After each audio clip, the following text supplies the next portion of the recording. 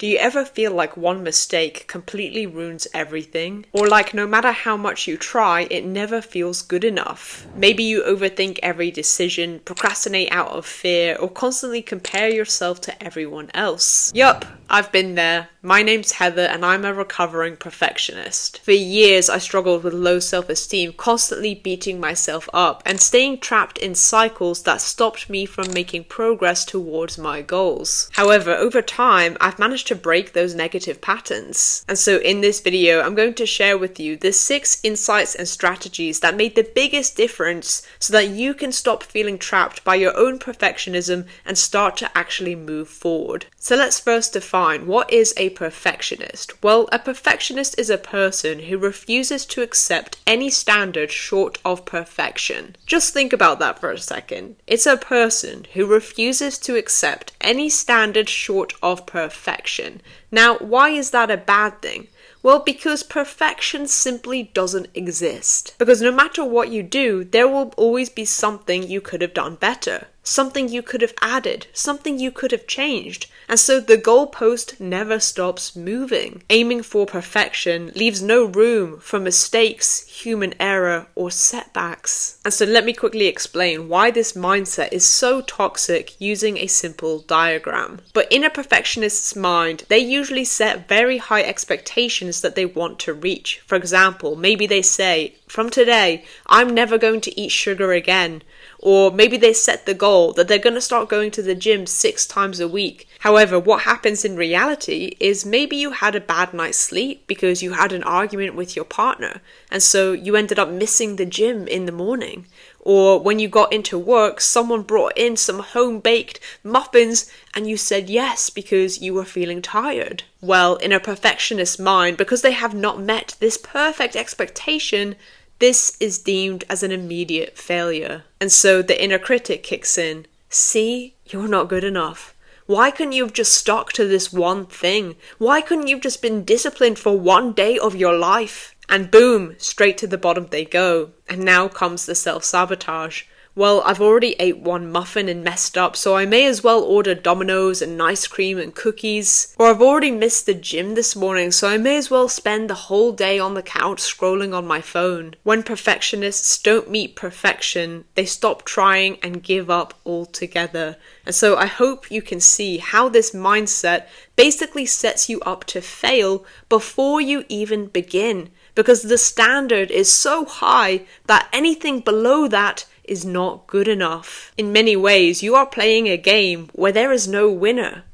This game is rigged against you because let's be real, even if you could be perfect for 1 day or 2 days, you're never going to stay that way forever. And so you're playing a game where you will never win. And so let's get into the first step of how to break this cycle. Number 1, you have to grieve the perfect version of you. So as I've just explained, perfect is a trap because the perfect version of you simply doesn't exist. And so you need to grieve the perfect version of yourself that you have in your head. Now I know that sounds strange, but bear with me for a second because I'm going to guess that you have an image in your head of the person that you want to be. And maybe that someone is someone who gets up at 5 a.m. every morning and they never eat sugar and they work out every day and they always say the right thing and they never waste any time. And every time that you fall short of that person, which tends to be most days, you feel like you failed. But here's the thing, that person doesn't exist. And so the first step to actually making progress and breaking this cycle is to acknowledge that you've been chasing a fantasy and choosing to let them go. Now, I just want to make one thing clear. This doesn't mean you have to settle for low standards. Personally, I am someone who likes to improve at everything that I do. I want to be healthier. I want to get fitter. I want to get better at YouTube. I want to be smarter. I want to learn more. And that's great. It's good to have big goals and dreams and seek improvement and self-growth. That is such a fulfilling and purposeful path. But the key difference between a healthy striver and a perfectionist is that perfectionists have totally unrealistic standards that they expect themselves to abide by, where they leave no room for error. Right, it's okay to have big goals to strive towards, but the difference is in your approach. A healthy striver is someone who embraces mistakes. They learn from their setbacks and they acknowledge their progress along the way. Whereas for a perfectionist, well, mistakes are not allowed. A setback is proof that they are a failure and nothing is ever good enough. And I would invite you to ask yourself these questions. Why am I so attached to this image? What does it mean about me if I don't become that? How would I feel about myself if I wasn't to become that version? A lot of perfectionists aren't even chasing perfection itself. They're chasing the feeling that they think perfection will finally give them. Worthiness, love, validation, safety. And so it's important to reflect and ask yourself, why is it that you want to be this version so badly? Is it because you think it will make you more lovable? And if so, is there a way that you can feel worthy right now without having to chase this idealistic version of yourself? Because ironically, the paradox is that when you let go of this perfect person that you have in your head, you actually take a step closer towards it. Perfectionists usually stay paralyzed and stuck because they never live up to their high expectations. However, when you let that perfect version of yourself go, well, now you allow space to show up exactly as you are, with all your flaws and all your mistakes and all your stumbles, and this is exactly when you start to make progress and take steps towards the life you want. Personally, I spent so many years feeling stuck, telling myself day after day that the next day I would change, and I made these crazy schedules and things that I would try and change about myself all overnight, and it never worked. My expectations were so high, and every single time I would burn out and give up. However, the minute I let go of that version of myself, I actually started to see progress in my life. I had social anxiety, and instead of constantly expecting to have the perfect conversation, I let myself show up with my stumbles and my falls and making mistakes and saying awkward things. I embraced going to the gym and being awkward and not knowing what to do and dropping the weights and looking like a fool. And as I kept showing up and allowed myself to make mistakes, I actually became closer to the person that I wanted to be for so long. It's time to let go of that perfect person because they simply don't exist. Number 2 is set less specific or value-based goals. So here's the thing. Our society likes to measure everything with numbers and metrics. You know, we say things like, I need to lose 20 pounds, or I need to make 6 figures, or I need to gain 5,000 subscribers, or I need to walk 10k steps every day. And we also like to use deadlines. You know, we might say, I will make X amount of money by January, or I will lose 10 pounds by 3 weeks. And don't get me wrong, for many people, these types of goals work because measuring things can help you to feel like you're making progress. And so I'm not dismissing the value of those goals. If that works for you, then that's great. However, for perfectionists, these types of goals can often be harmful. And that's because they tie their self-worth to the outcome, often which is outside of their control. So for example, maybe you step on the scale and you didn't lose the 2 kilograms you were wanting to. And so now you tie that outcome, which is technically out of your control. I mean, yes, you can eat well, yes, you can exercise, but you still can't change the number on the scale. And so now you tie your self-worth to that. And what happens? I want to give up on my diet. I want to throw in the towel because it's not working anyway. For perfectionists, rigid goals or strict structures can often cause pressure, anxiety, paralysis, or loss of hope. And so a healthier alternative is to set goals based on your values, or the direction that you want to go in life, or the kind of person that you want to be, rather than a perfect end result. So for example, instead of saying, I need to lose 20 pounds before summer, this turns into, I want to become someone who takes care of my body in the long term. Or instead of saying, I need to read 1 book every week, it turns into, I want to become someone who is curious and prioritizes learning. For many of us, if we stop measuring our goals by metrics or numbers, it becomes much easier to follow through. And I'll give you a personal example of how I've done this, but around a year and a half ago, I made the commitment to myself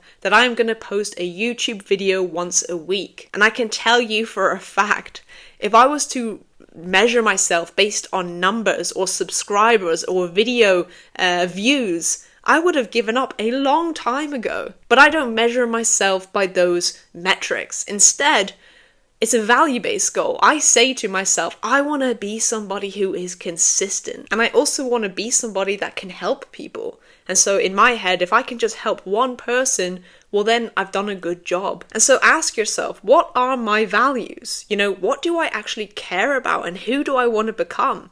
And some examples of values could be growth, creativity, consistency, health, money, family, freedom, playfulness, learning. But you want to get clear on who you want to become and then focus on the actions that are in your control. That is what's going to help you stay consistent and make progress. Now, number 3 is expose yourself to failure. And honestly, this is such an important one because perfectionists love to avoid things. They are the master of avoidance.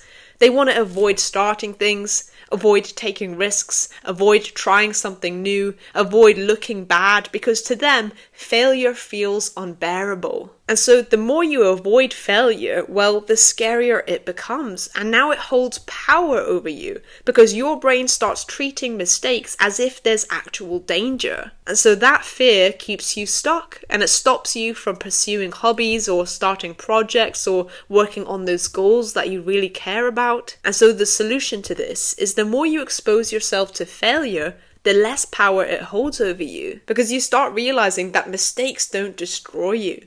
The world hasn't imploded just because you did one thing wrong. And embarrassment passes, rejection passes, and now failure becomes information instead of an identity. Right? Perfectionists take failure so personal, whereas when you expose yourself to failure more often, you realize that it's okay.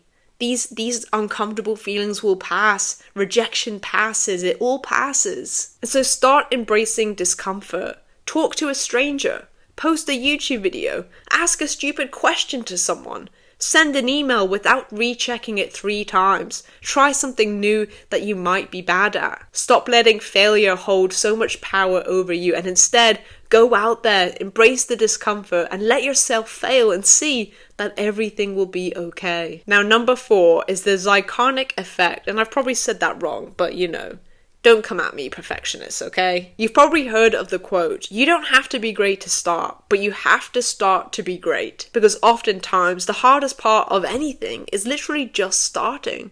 However, perfectionists, well, they spend so much time overthinking and planning and procrastinating and avoiding doing the one thing that they need to do. They're constantly waiting for the right time or waiting to feel ready. However, again, this is an illusion because the only reason you are avoiding things is that your brain is trying to avoid the painful, uncomfortable emotions. And so this is where the Zeigarnik effect comes in. And what this means is when your brain starts a task, it opens a loop.